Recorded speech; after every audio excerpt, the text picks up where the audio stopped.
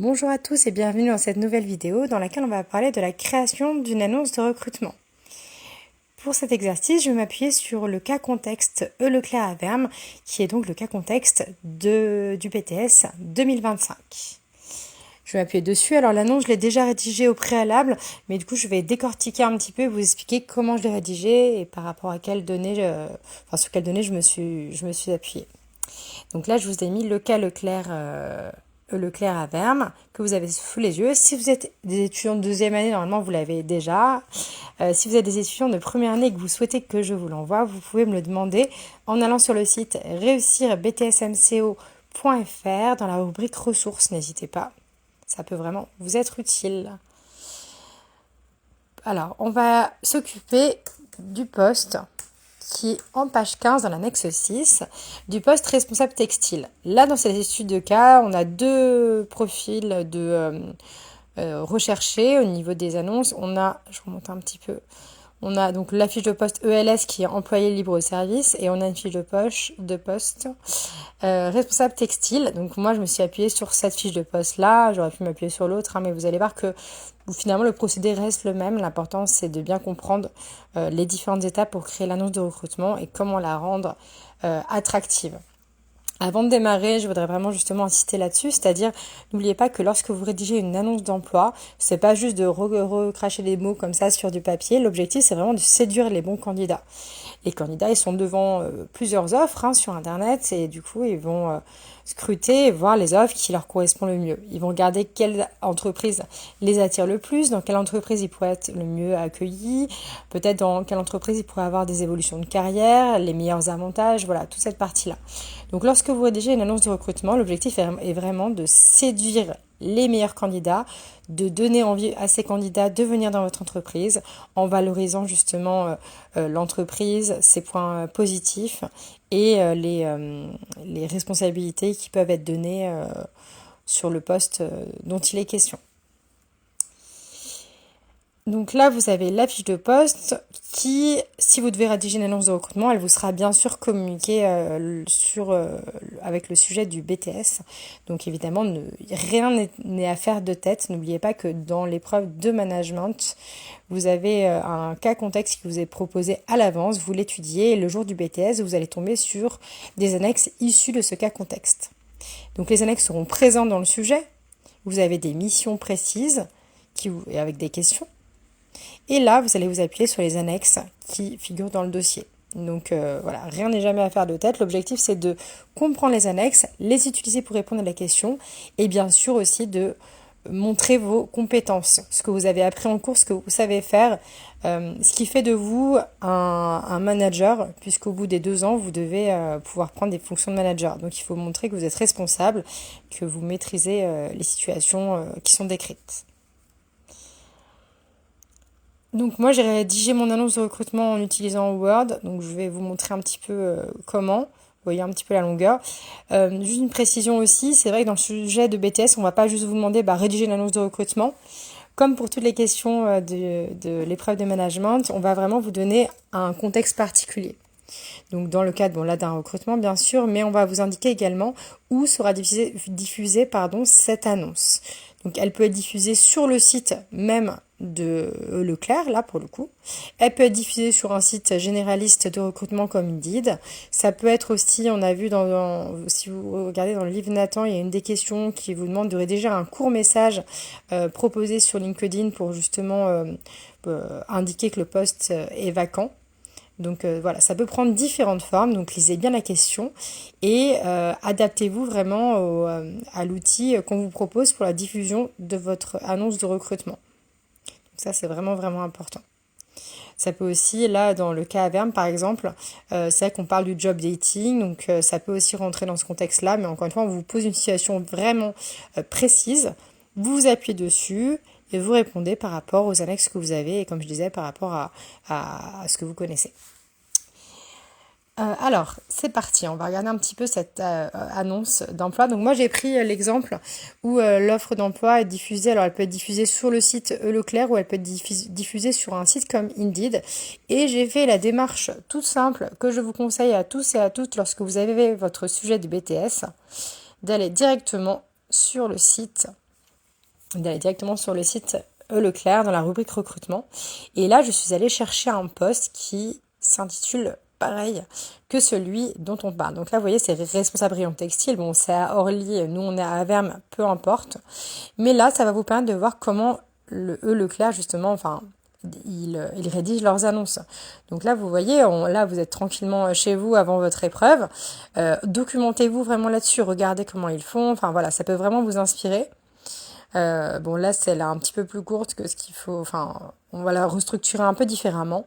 Mais en tout cas, voilà, n'hésitez pas à regarder un petit peu et à vous montrer curieux de voir comment ils rédigent leurs annonces.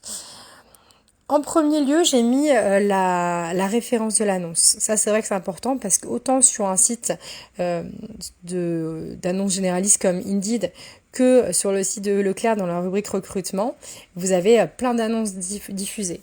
Donc c'est vrai que le fait d'identifier une annonce, ça permet au candidat déjà de répondre à l'annonce et ça permet également à la personne qui recrute, donc là en l'occurrence Leclerc, de savoir que cette annonce, enfin le numéro de l'annonce correspond à ce poste-là. Donc évidemment, c'est important.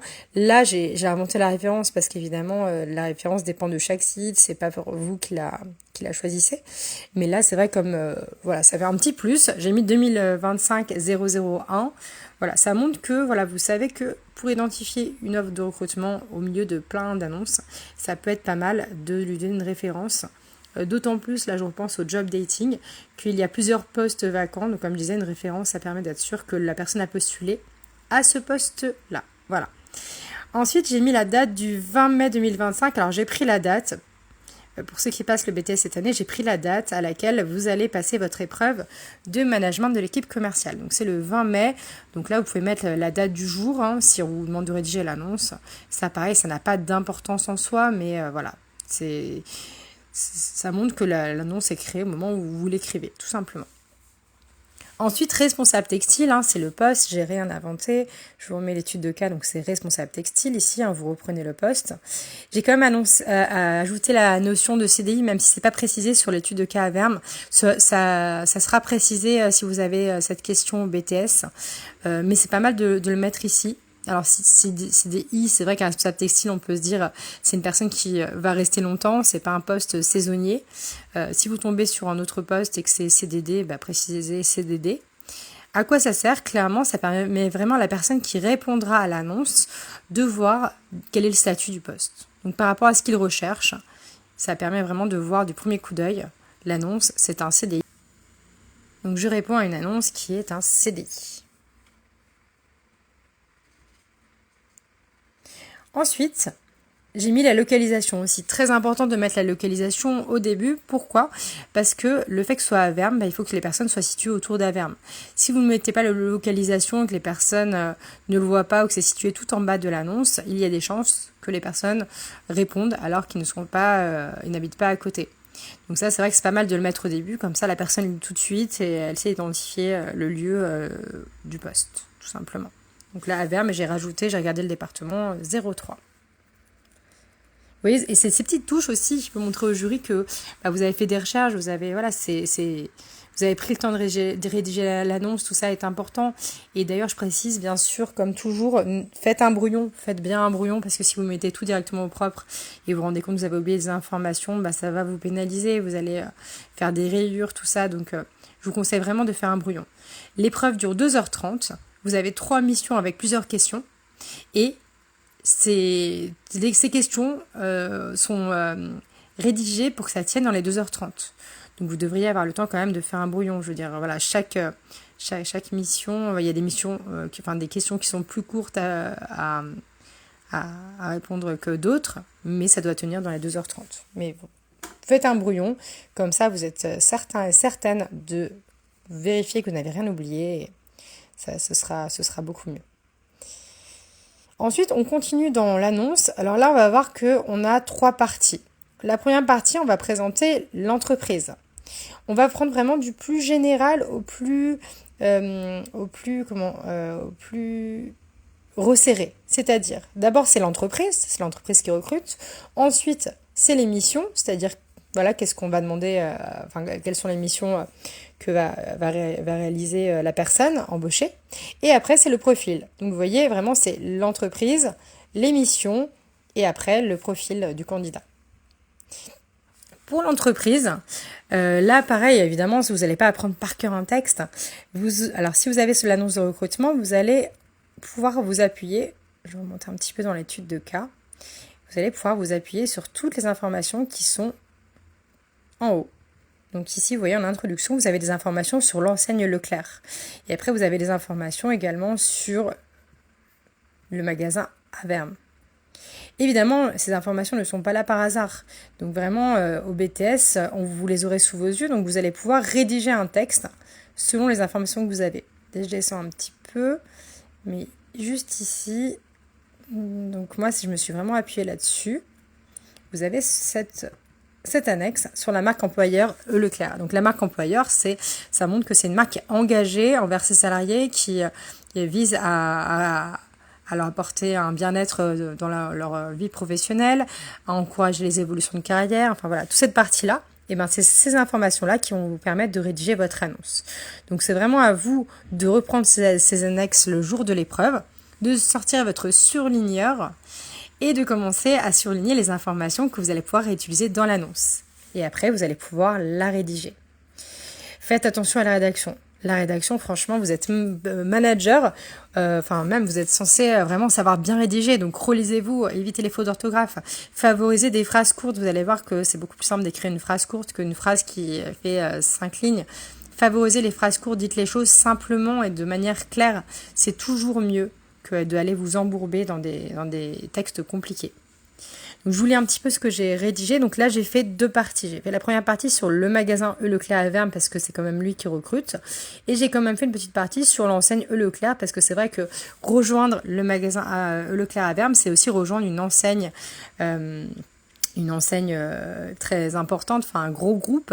Donc c'est important quand même de pouvoir le mettre en avant dans l'annonce. Ça va montrer aux personnes qu'ils rejoignent un groupe et que des opportunités pourraient se profiler. Donc là, j'ai mis Leclerc à Averme emploie plus de 460 collaborateurs dans des métiers alimentaires et non alimentaires. L'assortiment comporte 70 000 références et plusieurs services variés comme l'espace jouets, l'espace culturel ou l'espace fleurs. Donc là, pareil, j'ai repris vraiment les informations qui étaient notées ici. Alors, j'essaie de vous retrouver où je l'ai trouvé, cette information. Il me semble que c'était par là.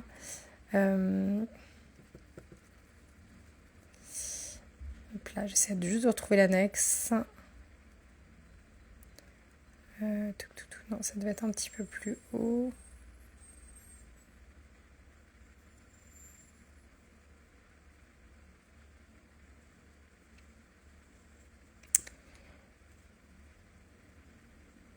Voilà, là j'ai trouvé la phrase « L'assortiment comporte 70 000 références ». Et en dessous, on avait noté les différents services.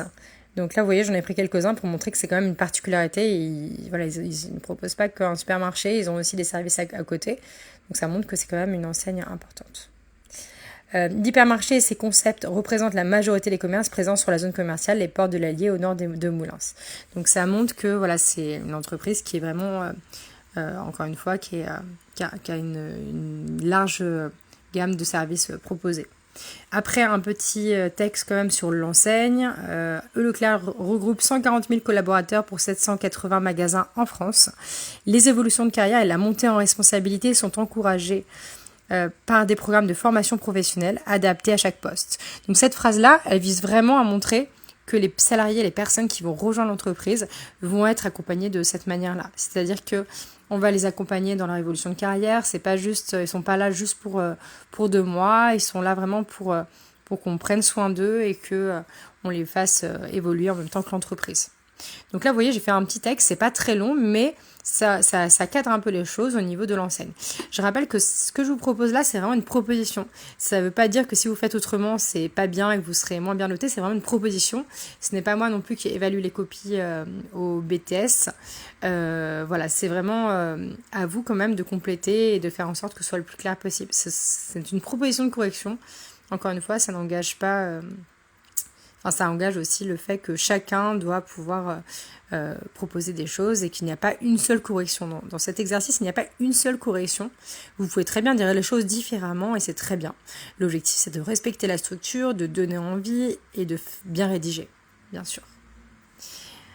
Pour la suite, donc j'ai mis les missions proposées. Donc là, j'ai repris les missions qui étaient en annexe 15. Pareil, je n'ai rien inventé. En annexe 15, vous avez la fiche de poste. La fiche de poste, je le rappelle, c'est un document en interne qui va vraiment détailler toutes les missions. Donc là, vous voyez, c'est super détaillé quand même, il y a beaucoup de choses.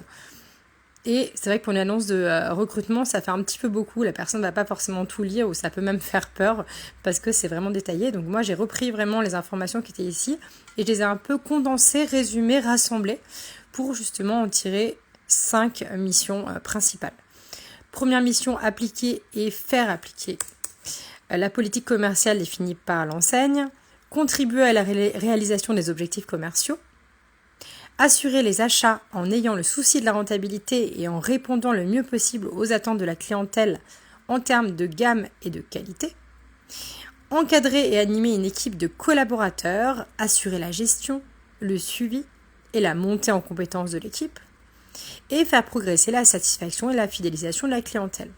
Donc là, j'ai vraiment mis 5 missions qui sont quand même les missions principales de la personne qui va être responsable textile. Donc j'ai repris vraiment les informations ici, donc comme je vous disais, je les ai condensées. Donc pareil, vous aurez cette annexe le jour du BTS si vous avez ce type de questions. Donc sortez votre plus beau surligneur et pareil, vous surlignez, vous résumez, enfin voilà, faites ce travail-là. Il n'y a pas non plus un texte énorme à lire et honnêtement, c'est quand même largement faisable de pouvoir rassembler les informations. Quand je vous disais que ma proposition, donc ça ne reste qu'une proposition, j'aurais pu structurer aussi différemment. Là, vous avez la partie relation client. Après, vous allez avoir la partie commerciale et la partie management. Donc ça aussi, ça aurait pu être pas mal.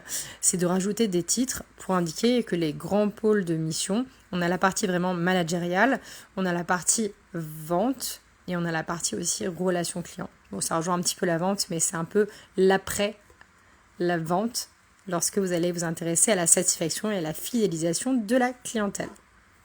Donc là, vous voyez, voilà, j'ai fait ce petit exercice. On continue avec le profil du candidat. Donc là, j'ai mis formation Bac+2 minimum dans la distribution, le commerce ou la gestion. En fait, clairement, si on réfléchit bien, votre BTS, donc le BTS MCO, ça correspond vraiment à ces missions-là. Donc on pourrait très bien mettre formation Bac+2 commerce ou MCO. Voilà, ça peut être intéressant. Hop. Donc ça c'est intéressant. Là j'ai mis distribution, commerce ou la gestion. Une expérience réussie dans le domaine de la grande distribution ou une expérience à la direction d'une boutique de textile ou d'un secteur rayon de la distribution spécialisée. Là, si je me rappelle bien, je crois que j'ai pris ces informations ici. Hop là. Oui, c'est ça, vous voyez. Formation Bac+2 minimum dans la distribution, le commerce ou la gestion. Donc pareil, je suis allée prendre les informations qui étaient notées ici. Là, vous avez savoir-faire et savoir-faire et le savoir-être doit être là-haut. Oui, savoir-être, c'est ici. Je rappelle que petit cours, le savoir, c'est ce que vous connaissez, c'est-à-dire comme outil, logiciel, là-dessus des techniques. Le savoir-être, c'est les qualités, et le savoir-faire, ce sont vraiment les compétences particulières. Donc voilà, donc tout c'est séparé dans ces 3 points. Et là, vraiment, donc j'ai condensé encore une fois tout ça en mettant cette partie-là qui peut-être est un petit peu courte. C'est vrai, j'aurais pu faire un petit peu long, mais c'était juste déjà pour vous montrer un peu vers quoi on s'oriente. Et là, j'ai mis donc le savoir-être, dynamique, sens du contact, esprit managérial, prise d'initiative et goût de la performance. Pareil, alors je vais regarder, mais je sais plus si c'était noté ici. Oui, il me semble que c'était un peu noté. Vous voyez, là, c'est marqué, vous voyez, dans l'annonce que j'ai pris sur le site Leclerc, dynamique, autonome et rigoureux. Donc ça peut éventuellement être des points que vous rajoutez. Et après voilà, alors c'est vrai que dans les annonces, vous pouvez regarder plein d'annonces pour vous inspirer, n'hésitez pas, mais on parle pas trop de savoir-être, savoir-faire, c'est plus des notions qu'on utilise en interne, mais c'est vrai qu'un candidat qui lirait ça va pas trop lui parler, donc parlez vraiment en termes simples. Imaginez que vous êtes à la place du candidat et que vous lisez cette annonce. Lorsque vous allez faire votre épreuve de BTS, si vous tombez sur ce sujet, relisez-vous et vous mettez-vous à la place du candidat et vous dites, est-ce que cette annonce me donne envie? Est-ce qu'elle est claire? Est-ce qu'elle me donne toutes les informations sur le poste dont j'ai besoin? Est-ce qu'il manque quelque chose? Voilà, c'est vraiment ça aussi qui peut vous aider à ajuster votre travail. CDI 39 heures, donc là, j'ai regardé un petit peu Là, je me suis vraiment inspirée plutôt ici, de la liste des employés du magasin qui est juste en dessous, je crois. Ici.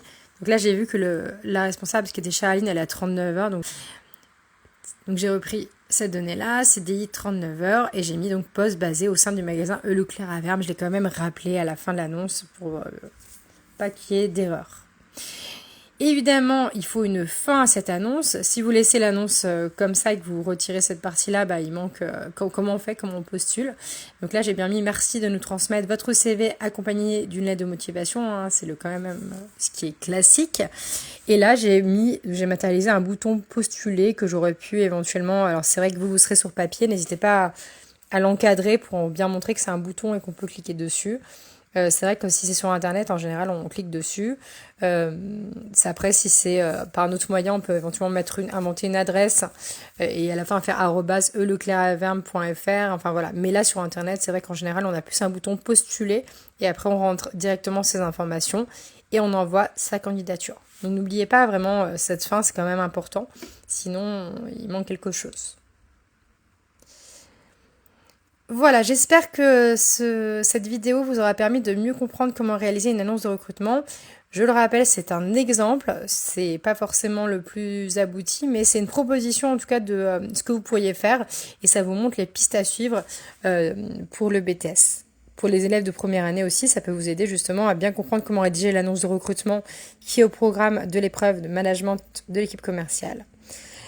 Je vous dis à très vite pour de nouvelles vidéos. N'hésitez pas à me donner vos suggestions en commentaire.